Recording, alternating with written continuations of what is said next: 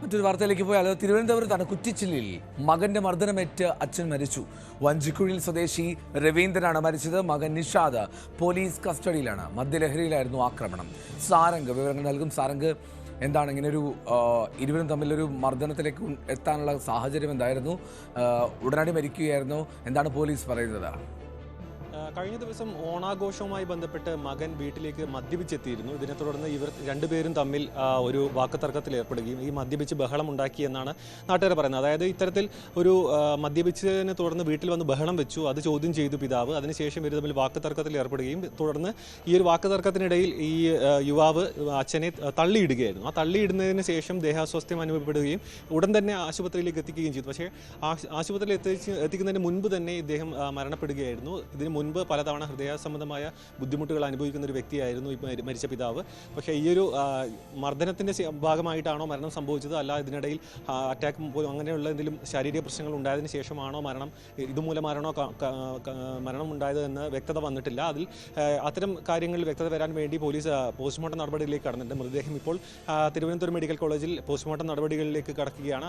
അത്തരത്തിൽ ഈ ഒരു പോസ്റ്റ്മോർട്ടം നടപടി റിസൾട്ട് വന്നതിന് ശേഷം മാത്രമാണ് ഇതിൽ മരണകാരണം എന്താണെന്ന് വ്യക്തമാകുകയുള്ളൂ. മകനെ ഉടനടി തന്നെ പോലീസ് അറസ്റ്റ് ചെയ്തിരുന്നു. മകൻ ഇപ്പോൾ നെയ്യാർഡാം പോലീസ് സ്റ്റേഷനിൽ അറസ്റ്റ് ചെയ്ത് സ്റ്റേഷനിലാണ് ഉള്ളത്. ഇതിനുശേഷം ഈ ഒരു പോസ്റ്റ്മോർട്ടം റിപ്പോർട്ടിലടക്കം വ്യക്തത വന്നതിന് ശേഷം മാത്രമായിരിക്കും ഏത് തരത്തിലുള്ള വകുപ്പുകൾ ചുമത്തിയായിരിക്കും കൂടുതൽ നിയമ നടപടികളെ മുന്നോട്ടേക്ക് പോവുക എന്നാണ് നമുക്ക് അറിയാൻ കഴിയുന്നത്. നിലവിൽ അദ്ദേഹത്തിന് ശാരീരിക പ്രശ്നങ്ങൾ ഉണ്ടായിരുന്നു. പക്ഷേ ഒരു വാക്കുതർക്കം ഉണ്ടായി എന്നത് സത്യമാണ്. അതിനുശേഷം ഉണ്ടായ ചെറിയ കലഹത്തിനിടയിൽ ഇത്തരത്തിലൊരു പരിക്ക് പറ്റുകയും തുടർന്ന് ഉടനടി മരണം സംഭവിക്കുകയും ചെയ്തിരുന്നു. നിലവിൽ പോസ്റ്റ്മോർട്ടം നടപടികൾ മെഡിക്കൽ കോളേജ് ആശുപത്രിയിൽ പുരോഗമിക്കുകയാണ്. സാരംഗ്, ഇങ്ങനെ തുടർച്ചയായിട്ട് അത്തരത്തിൽ ബഹളം വയ്ക്കുന്ന ഒരു സ്ഥിരം മദ്യപാനി ആ മട്ടിലുള്ള ഒരാളാണോ ഈ മകൻ നിഷാദ്, അല്ലേ? ഇതാണ് അദ്ദേഹത്തെ പറ്റി നാട്ടുകാർ പറയുന്നത്, പോലീസ് പറയുന്നത്? ഇത്തരത്തിലൊരു വഴക്കും ഇത്തരത്തിലുണ്ടായിരുന്നു എന്നാണ് നാട്ടുകാർ പറയുന്ന വിവരം. പക്ഷേ ഇത്തരം രൂക്ഷമായ കലഹത്തിലേക്കൊന്നും കടക്കാറുണ്ടായിരുന്നില്ല. അതായത് ഈ ഒരു ശാരീരികമായി ഉപദ്രവിക്കുന്ന തരത്തിലേക്കൊന്നും കാര്യങ്ങൾ പോയിരുന്നില്ല എന്നാണ് നാട്ടുകാർ പറയുന്നത്. അതായത് ഈ ബഹളം ഉണ്ടാക്കിയിരുന്നു, പക്ഷേ ഒരു ഉപദ്രവിക്കണം എന്നൊരു തലത്തിലേക്ക് ഉദ്ദേശത്തോടുകൂടി ചെയ്തതല്ല എന്നും നാട്ടുകാർ പറയുന്നുണ്ട്. കാരണം ഇത്തരത്തിൽ വാക്കുതർക്കമായിരുന്നു. അതിൽ ഒരു മദ്യലഹരിയിൽ ഉണ്ടായിരുന്ന ഒരു ചെറിയൊരു അപകടം എന്ന തരത്തിലേക്കാണ് നാട്ടുകാർ പറയുന്നത്. പക്ഷേ ഇതിൽ വിശദമായ അന്വേഷണം പോലീസിൻ്റെ ഭാഗത്തുനിന്ന് ഉണ്ടാകേണ്ടതുണ്ട്. കാരണം ഇത്തരത്തിൽ കേരളത്തിലുടനീളം ഇങ്ങനെ ക്രൂരമായ കൊലപാതകങ്ങളും മറ്റും മകൻ്റെ ഇത്തരത്തിലുള്ള മർദ്ദനം മൂലമൊക്കെ മാതാപിതാക്കന്മാർക്ക് പരിക്കും മരണമടക്കം സംഭവിക്കുന്ന ഒരു പശ്ചാത്തലം കേരളത്തിൽ ഉടനീളമുണ്ട്. പക്ഷേ ഇത്തരത്തിലൊരു സാഹചര്യം ഉപദ്രവിക്കുന്നൊരു രീതി ഇദ്ദേഹത്തിന് ഇല്ല എന്നാണ് നാട്ടുകാർ പറയുന്നത്. പക്ഷേ ഇത്തരത്തിലൊരു മദ്യപിച്ചെത്തിയിട്ട് പ്രശ്നങ്ങൾ ഉണ്ടാക്കിയിട്ടുണ്ട്.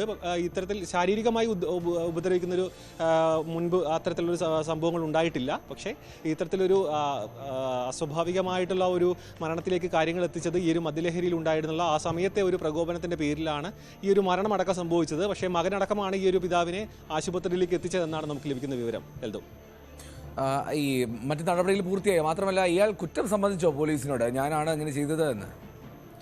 തീർച്ചയായും ഇതിൽ ഈ ഒരു മകൻ മാത്രമല്ല, അമ്മയും മറ്റ് സഹോദരങ്ങളും മക്കളടക്കമുള്ള ഒരു വലിയ കുടുംബമാണ്. ഈ ഒരു കുടുംബത്തിലേക്ക് മദ്യപിച്ചെത്തിയ ഒരു രാത്രി അസമയത്ത് മദ്യപിച്ചെത്തി ഈ ഒരു ബഹളം വെച്ചതിനെ തുടർന്ന് ചോദ്യം ചെയ്യുകയും ആ സമയത്ത് വീട്ടുകാരടക്കം ഇവിടെ ഉണ്ടായിരുന്നു.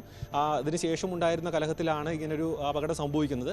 ഇതിൽ കുടുംബമടക്കമുള്ള സമയമായതുകൊണ്ട് തന്നെ ഇതിലൊരു കുറ്റസമ്മതം എന്ന തലത്തേക്ക് നമുക്ക് എത്തിയിട്ടുണ്ട്. കാരണം ഈ ഒരു തള്ളിയിട്ടു എന്നത് കാര്യം സത്യമാണ്. പക്ഷേ ഇത്തരത്തിലൊരു അപകടം, അതായത് മരണം സംഭവിക്കാൻ വേണ്ടി അല്ലെങ്കിൽ പരിക്കേൽപ്പിക്കാൻ വേണ്ടി അല്ലെങ്കിൽ വേദനിപ്പിക്കാൻ വേണ്ടി ചെയ്തതല്ല എന്ന തരത്തിലാണ് അദ്ദേഹം ഇത്തരത്തിൽ മൊഴി നൽകിയിരിക്കുന്നത്. മാത്രമല്ല, ഇതിൽ ഏത് വകുപ്പ് ചേർത്ത് ഈ ഒരു നിയമ നടപടികളിൽ മുന്നോട്ട് പോകണം എന്ന് പോലീസിൽ വ്യക്തത വന്നിട്ടില്ല. കാരണം ഇതിൽ എത്തരത്തിലാണ് മരണം സംഭവിച്ചത് എന്നതിൽ കൃത്യമായൊരു ഉത്തരം ലഭിച്ചിട്ടില്ല. കാരണം ആശുപത്രിയിൽ എത്തുന്നതിന് മുൻപ് തന്നെ ഈ മരണം സംഭവിച്ചിട്ടുണ്ട്. ആശുപത്രിയിൽ ചികിത്സയൊന്നും നടത്താൻ കഴിഞ്ഞിട്ടില്ല. അതിനു മുൻപ് തന്നെ മരണം സംഭവിച്ചിട്ടുണ്ട്. ഇതിനു മുൻപ് ഹൃദയാഘാതം മൂലം ഇത്തരത്തിലൊരു ആശുപത്രിയിൽ ചികിത്സയടക്കം എടുത്തിട്ടുള്ള ഒരു വ്യക്തിയാണ് മരിച്ച പിതാവ്.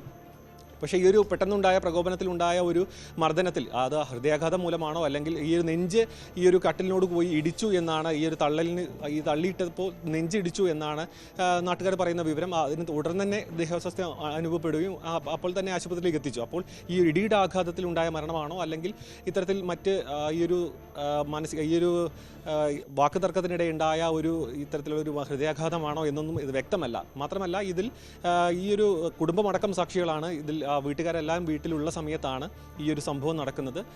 നിലവിൽ ഇതിലൊരു വ്യക്തത വരേണ്ടതുണ്ട്.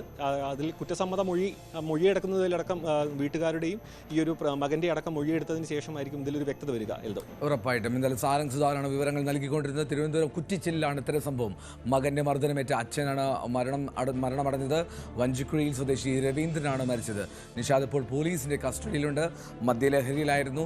സാരംഗ് സൂചിപ്പിച്ചതുപോലെ എത്രമാത്രം സ്ഥിരമായ ഒരു പ്രശ്നമുണ്ടാക്കുന്ന ആളല്ല, പക്ഷേ ഇടയിൽ സംഘർഷങ്ങൾ ഉണ്ടാകാറുണ്ട് എന്നാണ് മനസ്സിലാക്കുന്നത്. എന്തായാലും മറ്റുള്ളവർ കണ്ടു നിൽക്കുകയായിരുന്നു ഇത്തരത്തിലൊരു അപകടമരണം ആണോ അല്ല എന്ന് പറയാൻ കഴിയില്ല. അതിനപ്പുറത്തേക്ക് മദ്യപിച്ച് മദ്യലഹരിയിൽ ഒരു മകൻ അച്ഛൻ്റെ ജീവനെടുക്കുന്ന സാഹചര്യം ഉണ്ടായത്. ഒരിടവേള കൂടി.